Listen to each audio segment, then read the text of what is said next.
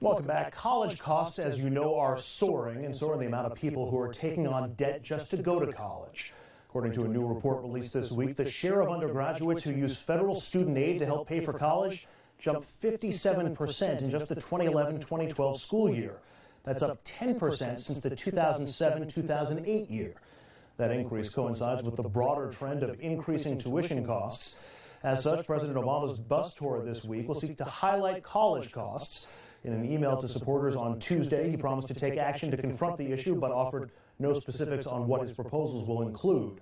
So how much does the burden of college debt impact you over the course of your life? Probably more than you think. I recently spoke with Robert Hilton Smith. He is a policy analyst at Demos, and in a recent report called At What Cost, he wrote this as how student debt reduces lifetime wealth. Are you able to quantify how much a certain amount of student debt can hurt your earnings over the course of a lifetime? So from our report, the way to think about it is there's kind of a multiplier of 4, right? So whatever your debt is, it's going to cut into your wealth by about 4 times that. So in our report, we have a $50,000 debt. Our household has a $50,000 debt, and it cuts into their earnings. I'm sorry, their lifetime wealth by about $200,000. So, you know, if you had a $25,000 debt, it might cause a wealth loss of about $100,000. This is actually a wealth loss. So this is really lost retirement savings, lost home equity because of having to pay back this debt, right? But you can also think of it in those terms. And so the standard number that's thrown out there is that a college degree is worth something like $1 million over a high school degree, right? So in one sense, this is kind of eroding about 1/5 of that earnings premium. And it's funny because we think of student loans as, let's say, at an 8% rate, but you're saying in terms of your overall wealth, it could cost you 20% if you're just taking $50,000 in student debt. That's right. And obviously for people with higher levels of debt, it'll cost them more. And the way this works is, of course, because you have to pay back student debt early in life, and when your salaries are in fact lowest, when you're trying to just start your financial future, it prevents you from making these kind of investments that are so important to make early in life. So it prevents you from saving for retirement early or from buying a house or as large of a house. And those lost investments kind of snowball over time because you lose all those earnings and accumulation and interest and such. The wealth impact of student loans on today's students, the ones who are in college right now, how is that different, or is it different from previous generations, let's say their parents' generation or their grandparents' generation? Well, the difference is that our parents or current students' parents and grandparents didn't have student debt. You know, student debt is really a phenomenon from the past 10, 15 years. You know, 10 years ago, student debt was $250 billion, so it was a quarter of the current $1 trillion burden that people are carrying today. So it's really an entirely new phenomenon, and as we said, it's an entirely new kind of experiment in the way we do higher education, and all indications are that it's not looking good. So student debt can cost up to 20% of somebody's lifetime wealth, their lifetime earnings and financial holdings. Congressman, we just went through a whole back and forth process about getting the student loan rate at whether 4% or doubled to 8% and then went back to 4%. What can be done to either help ameliorate some of that cost of financial aid or lowering the price of college? Yeah, well, you know, I think it was a good thing that we got the interest rate back down from almost 8% to below 4%. That's a good thing. That reduces the cost and therefore the burden on people.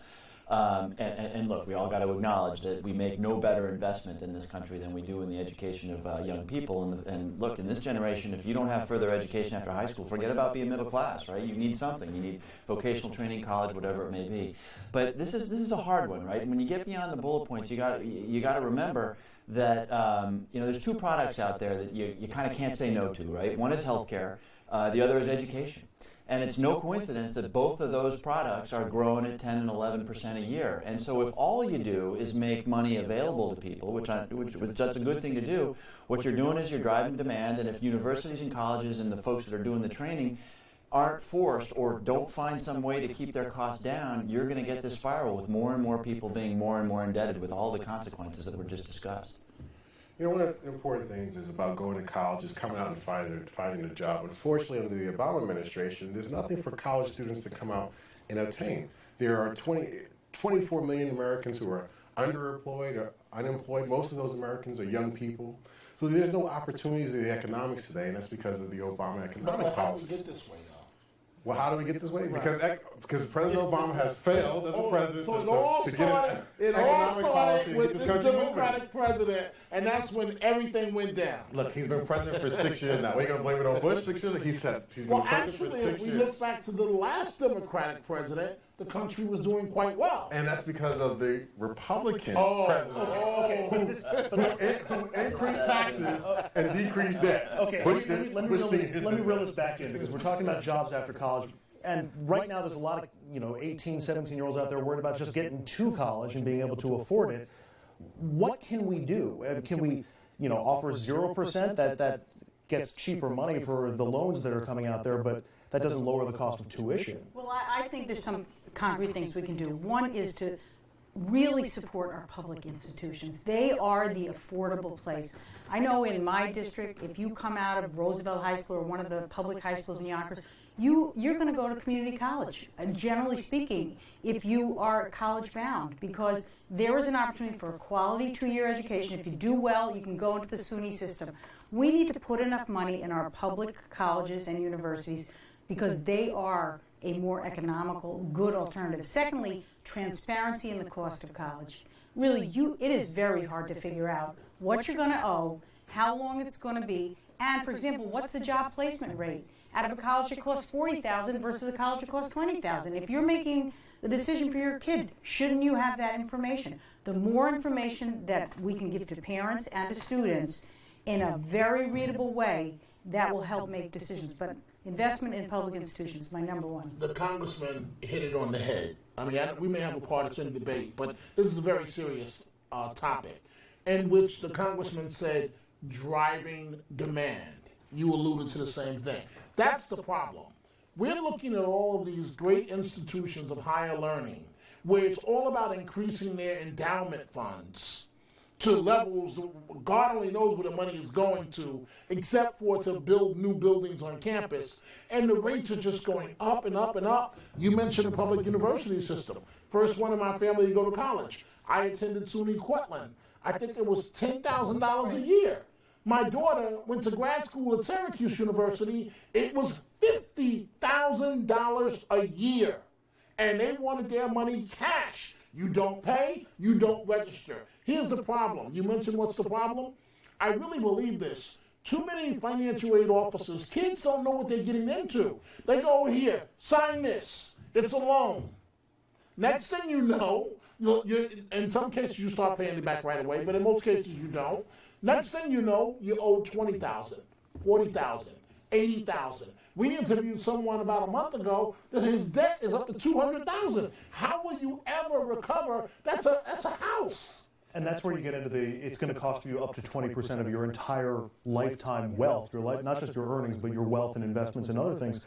Is it going to take generations of kids not going to private schools or to college at all to try to lower the cost? I mean, that would ease the burden. Here's what I think. Education has now become a business, but it's not accountable. I think, and going back to your point about job placement, there was a school here in Westchester, and there was a law school in New York City that were sued in reference to misstatements about their job placement. We have 80, 90% job placement.